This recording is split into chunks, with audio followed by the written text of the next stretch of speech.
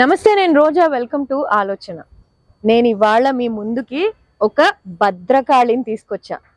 చూడటానికి ఇంత చిన్నగా ఉందని ఫస్ట్ లో నేను అనుకున్నట్టే మీరు అనుకుంటారేమో, కానీ నిజానికి నాకంటే మైథిలి చాలా చాలా ఫేమస్.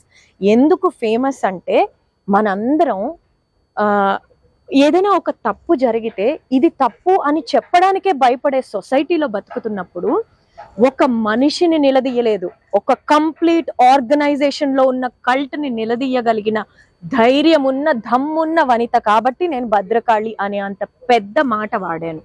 అయితే తను బ్రహ్మకుమారీస్ గా సనాతన ధర్మాన్ని సపోర్ట్ చేస్తున్న ఆర్గనైజేషన్ గా మనందరికీ తెలిసిన బ్రహ్మకుమారీస్ లో జరుగుతున్న కల్ట్ ఏంటనేది ఒక్క చోట కాదు, తను తిరగని ప్లేస్ లేదు. ప్రతి చోటకి వెళ్ళి అక్కడ జరుగుతున్నది ఏంటి, ముసుగు వెనకాల ఉన్న భాగవతం ఏంటి అని అందరికీ ధైర్యంగా చెప్పిన వీరవనిత.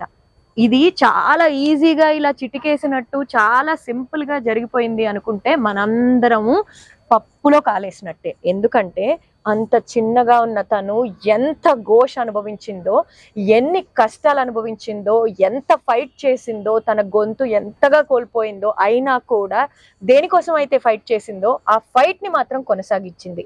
ఆ ఫైట్ ని కొనసాగించిన తీరే నేను తనని చూసి ఇన్స్పైర్ అవ్వడానికి ఉన్న ఒక ప్రైమరీ రీజన్. సో ఇవాళ తనని అడిగి అసలు తన వెనకాలన్న స్ట్రెంగ్త్ ఏంటి, ఏ ధైర్యంతో తను పోరాడగలిగింది, భద్రకాళిలా ఎలా మారిందో తెలుసుకుందాం. హాయ్ మైథిలి. హాయ్ అండి, నమస్తే. సో ఇంత సింపుల్ గా ఇంత ఇలా ఉంటూ ఒక్కటి కాదు మైథిలి, వెరీ వేరియస్ రీజన్స్ కదా.